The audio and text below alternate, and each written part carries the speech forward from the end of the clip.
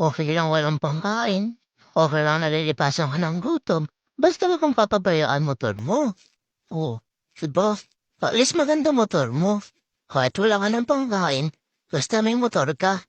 Maangas tayo, eh, astig tayo, 'di ba?